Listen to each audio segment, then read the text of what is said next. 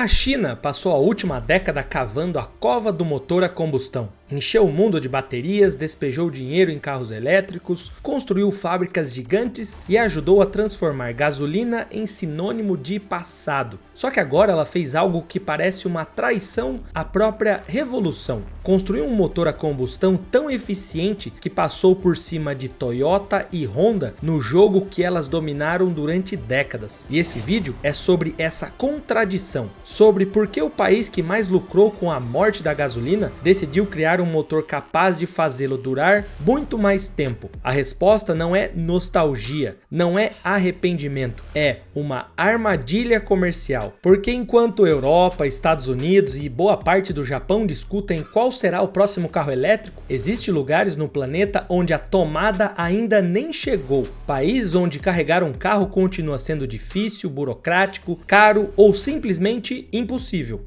E para esse motorista, um elétrico puro ainda parece promessa distante. Mas um híbrido que roda muito, bebe pouco e não exige infraestrutura pode mudar tudo para muitos. E foi isso que a velha indústria não enxergou. Toyota e Honda passaram anos tentando extrair mais eficiência de motores que precisavam fazer de tudo: acelerar, subir serra, carregar peso, responder instantaneamente. A China olhou para esse problema e decidiu mudar as regras. Ela não voltou para o motor a combustão para salvar o passado. Voltou porque entendeu que o futuro não será vencido apenas por quem vende baterias. Será vencido por quem conseguir vender carro para os bilhões de pessoas que ainda não podem depender de uma tomada. China, para quem não tem tomada.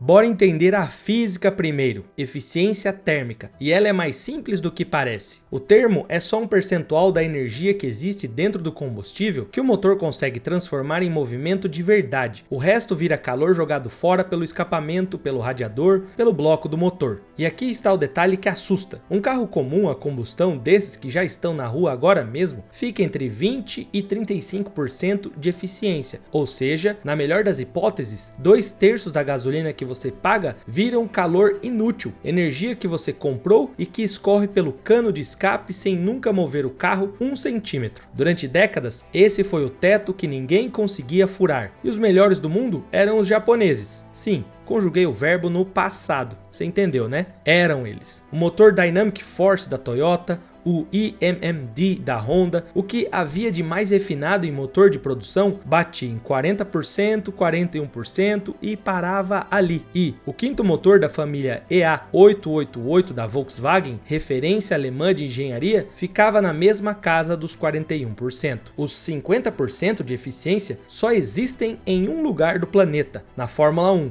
com motores que custam uma fortuna, que são reconstruídos a cada poucas corridas, que não precisam durar uma vida inteira de um carro de ruas. Mas aqui está o que ninguém comenta quando olha para esse teto. Ele não era teimosia, era pura matemática. Cada ponto percentual de eficiência que você quer arrancar exige reescrever 3 coisas ao mesmo tempo: a forma como o combustível queima dentro do cilindro, a pressão com que ele é comprimido e a quantidade de energia perdida no atrito das peças se mexendo. E mexer em uma dessas estraga as outras duas. Era por isso que os japoneses, que são bons de verdade nisso, levaram décadas inteiras para arrancar alguns pontos percentuais, um a um, suados. E é exatamente por isso que o que vem agora é tão difícil de acreditar, porque a China construiu a estratégia inteira em torno de uma aposta fria e específica. Ela foi tomar o motor justamente onde o Ocidente tinha parado de investir, no exato momento em que o resto da indústria já tinha declarado o motor a combustão um morto-vivo, condenado e sem futuro. Enquanto Toyota e Honda e os alemães olhavam para o motor como uma tecnologia de ontem, a China olhou para ele como o território abandonado que ninguém mais estava defendendo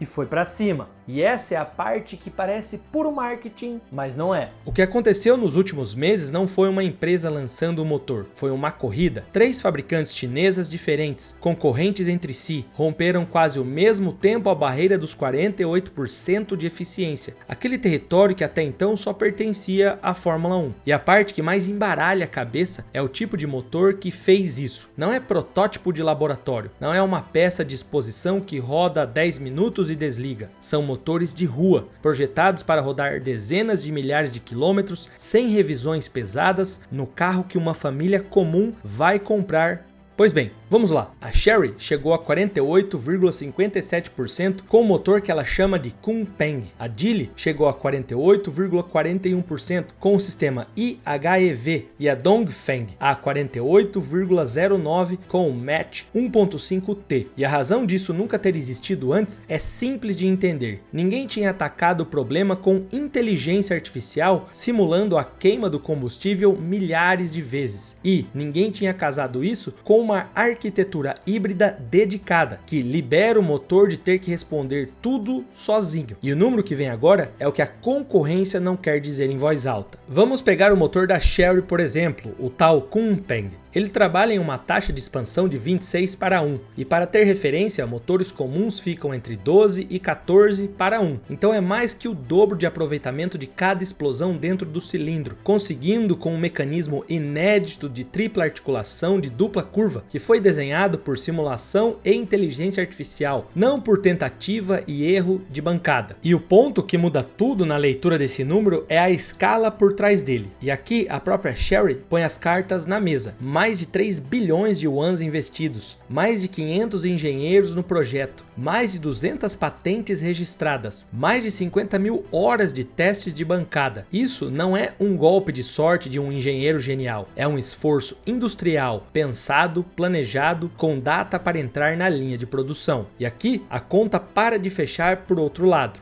Os rivais. A Geely pegou um caminho parecido e chegou aos 48,41%, mas com uma diferença que vale ouro em credibilidade. O número dela foi verificado pelo Guinness Book, junto com a marca de consumo de 105 milhas por galão, que traduzido para a nossa medida de algo perto de 2,2 litros para cada 100 quilômetros, em um carro de verdade, rodando. E não foi um pulo de sorte, foi uma escada. A Geely subiu de 43,32, depois 46,5, depois 47,26 e agora 48,41%, degrau por degrau, ano após ano. A Dongfeng fechou o trio com 48,09 no Mach 1.5T, usando uma taxa de compressão acima de 15,5:1 e uma injeção de combustível a 500 bar, quando os sistemas comuns trabalham perto de 200 bar, ou seja, mais que o dobro de novo de pressão para atomizar o combustível em partículas finíssimas e queimar quase tudo. E esse número da Dongfeng veio com o selo de certificação de um órgão independente chinês. A razão pela qual a concorrência ocidental, essa aí que se ainda paga pau, não ter chegado lá é quase constrangedora de tão direta. Ela simplesmente parou de investir no motor quando apostou todas as fichas no carro elétrico, e foi essa decisão que mudou a forma como a indústria inteira passou a pensar no problema. Porque um motor que aproveita quase metade da energia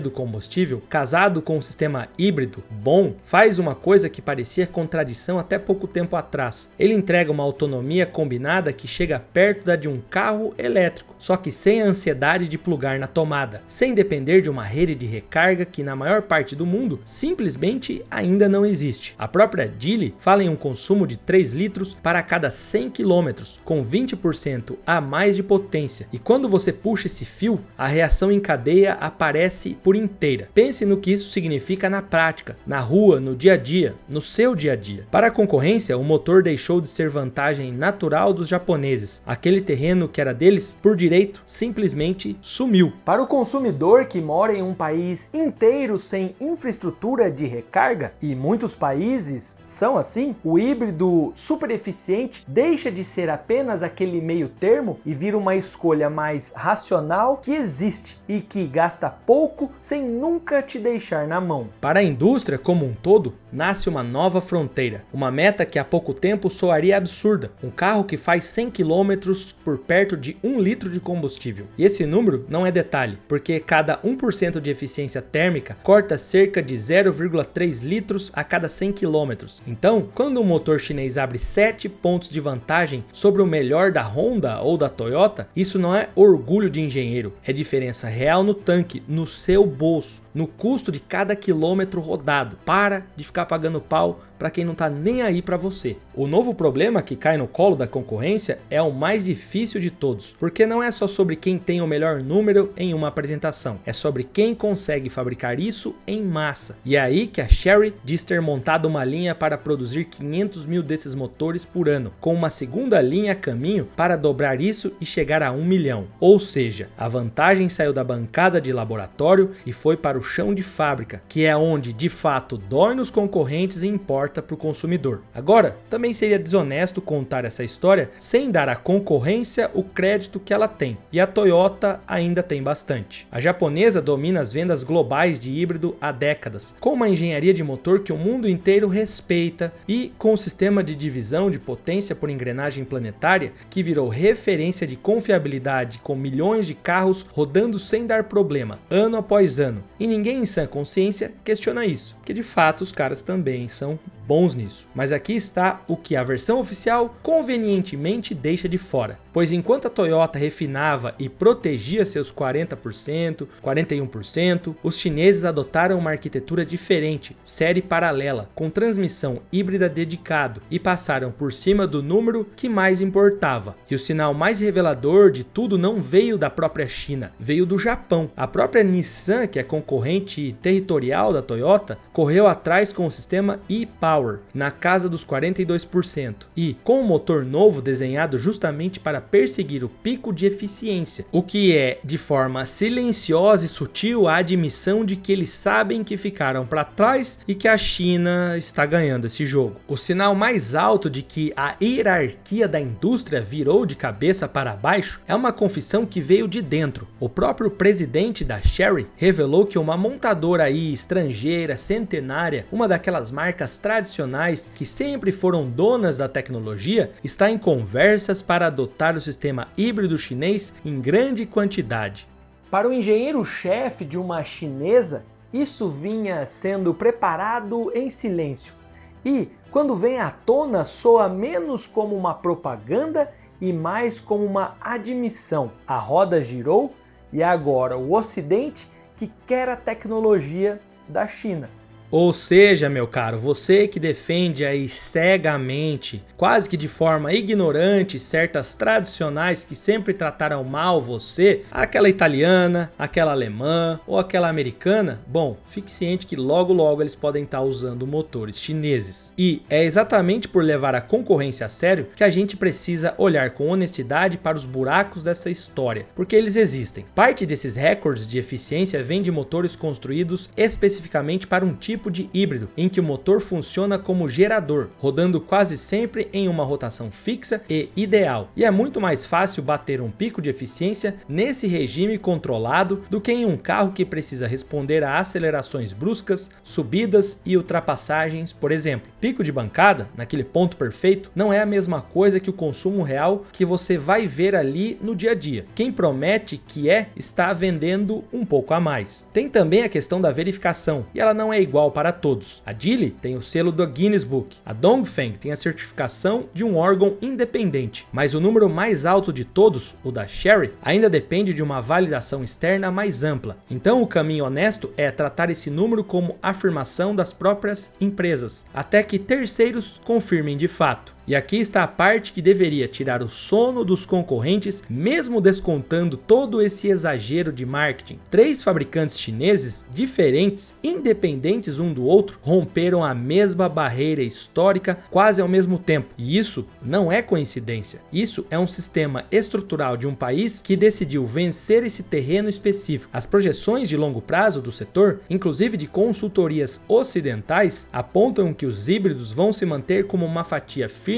das vendas globais por muitos e muitos anos, o que dá lastro à aposta chinesa. A pergunta que fica de fato então em aberto não é se a vantagem é real, porque ela é. A pergunta é se ela se sustenta fora dos laboratórios e fora do território chinês, nos mercados de alta regulação, com clientes exigentes e testes independentes. E essa é a história que ainda está sendo escrita. Porém, em algum momento próximo de um futuro, em algum país onde nunca existiu uma rede decente de recargas, alguém vai entrar em um carro com um desses motores, vai dar partida e vai cruzar estados de 2.000 quilômetros com um único tanque, sem nunca parar para procurar uma tomada, sem a ansiedade da bateria acabar e gastando quase nada. Dentro daquele carro comum vai estar tudo o que a gente disse aqui: o motor que aproveita quase metade da energia do combustível, o teto da Fórmula 1 alcançado por um carro de família, a vantagem de consumo que humilha o melhor da Honda e da Toyota, a linha de fábrica cuspindo 500.000 motores por ano e as montadoras tradicionais na fila querendo comprar essa tecnologia. A China não voltou para o motor a combustão, ela tomou o motor a combustão no exato momento onde ninguém achava que ela um dia chegaria perto. E no fim das contas, é esse o paradoxo da história. O país que decretou a morte do motor é o mesmo que acabou de construir o melhor motor de todos. Porém, não é só isso. Além de motores, tem tecnologia de baterias, inovações e até mesmo chassi revolucionário que uma empresa de celulares está fazendo a cada 72 segundos e que esse carro já colocou a Porsche no bolso. É, meu amigo, eu te conto mais em 5 segundos.